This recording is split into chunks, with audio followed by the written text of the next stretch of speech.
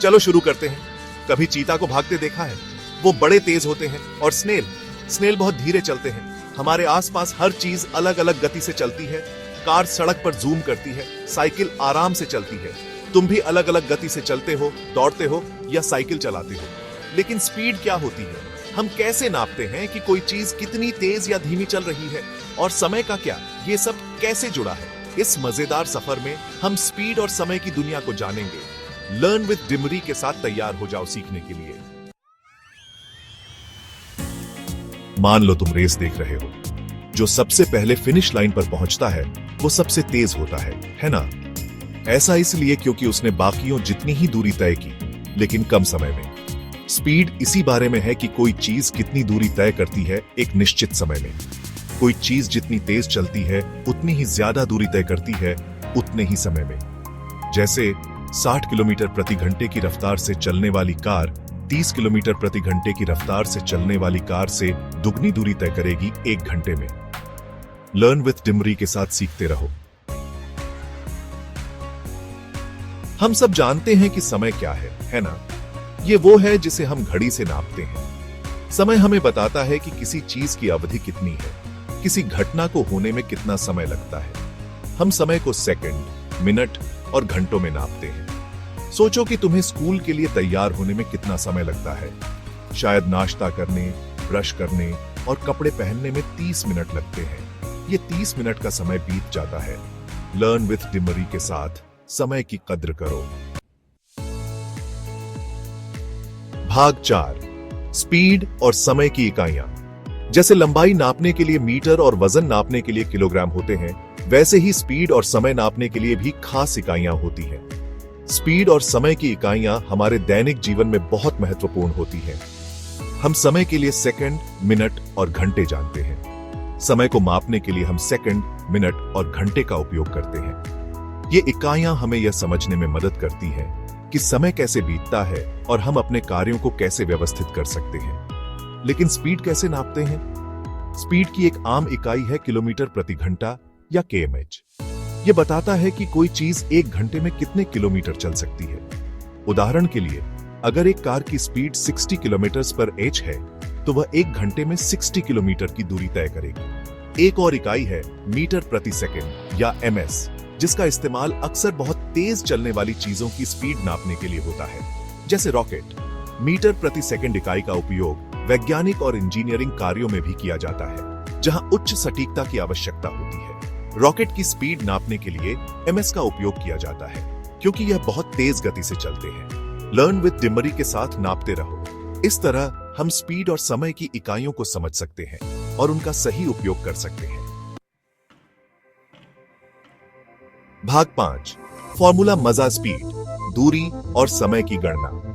अब असली मजेदार हिस्सा। हम एक आसान फॉर्मूला इस्तेमाल करके स्पीड, दूरी और समय की गणना कर सकते हैं। स्पीड बराबर दूरी बटा समय। यह फॉर्मूला बताता है कि स्पीड तय की गई दूरी को उस दूरी को तय करने में लगे समय से भाग देने के बराबर होती है। एक उदाहरण देखते हैं। अगर एक कार 2 घंटे में 100 किलोमीटर चलती है, तो उसकी स्पीड होगी स्पीड बराबर 100 किलोमीटर बटा 2 घंटे, जो बराबर है 50 किलोमीटर प्रति घंटा। लर्न विथ डिमरी के साथ गणित आसान है। भाग 6, स्पीड और समय व्यवहार में। स्पीड और समय हमारी रोजमर्रा की जिंदगी में जरूरी है। हम सुबह उठते हैं, ब्रश करते हैं और समय पर स्कूल या काम पर पहुंचने की कोशिश करते हैं। हर कदम पर हम समय और स्पीड का ध्यान रखते हैं। हम इन्हें हर जगह देखते हैं, चाहे कोई व्यक्ति दौड़ रहा हो, कार चला रहा हो या पक्षी उड़ रहा हो। हर जगह स्पीड और समय का महत्व है। ट्रेन के सफर के बारे में सोचो। ट्रेन की स्पीड और सफर में लगने वाला समय तय करता है कि आप कब अपनी मंजिल पर पहुंचेंगे। अगर ट्रेन लेट हो जाए तो हम समय का महत्व और भी ज्यादा समझते हैं। ट्रेन की स्पीड और सफर में लगने वाला समय तय करता है कि आप कब अपनी मंजिल पर पहुंचेंगे। समय पर पहुंचने के लिए ट्रेन की स्पीड का सही होना बहुत जरूरी है। एथलीट रेस जीतने के लिए स्पीड और समय पर निर्भर करते हैं। वे अपनी ट्रेनिंग में हर सेकंड का हिसाब रखते हैं ताकि वे अपनी परफॉर्मेंस को बेहतर बना सकें। तैराक अपना सबसे अच्छा समय बनाने की कोशिश करते हैं। वे हर स्ट्रोक को गिनते हैं और अपनी स्पीड को बढ़ाने के लिए कड़ी मेहनत करते हैं। और पायलट अपने विमान को सुरक्षित उड़ाने के लिए स्पीड और समय की गणना का इस्तेमाल करते हैं। वे हवा की दिशा और गति को ध्यान में रखते हुए अपने विमान को सही समय पर गंतव्य तक पहुंचाते हैं। जानवर भी शिकार करने या शिकारियों से बचने के लिए अपनी स्पीड पर निर्भर करते हैं। चीता अपनी तेज स्पीड से शिकार करता है, जबकि हिरण अपनी जान बचाने के लिए दौड़ता है। लर्न विथ डिमरी के साथ दुनिया को समझो। स्पीड और समय के इस अद्भुत सफर में हमारे साथ बने रहिए। भाग 7 निष्कर्ष। जूम ऑफ करने का समय। बधाई हो, अब आपने स्पीड और समय की रोमांचक दुनिया के बारे में सीखा है। यह एक अद्भुत यात्रा रही है ना? आप जानते हैं कि स्पीड किसी चीज की एक निश्चित दूरी पर कितनी तेजी से चलने की बात है। यह एक महत्वपूर्ण अवधारणा है जो हमारे दैनिक जीवन में हर जगह लागू होती है और समय घटनाओं की अवधि को मापता है। समय का महत्व समझना भी उतना ही जरूरी है जितना स्पीड का। आपने उस फॉर्मूले को भी खोज लिया है जो इन दोनों जरूरी अवधारणाओं को जोड़ता है।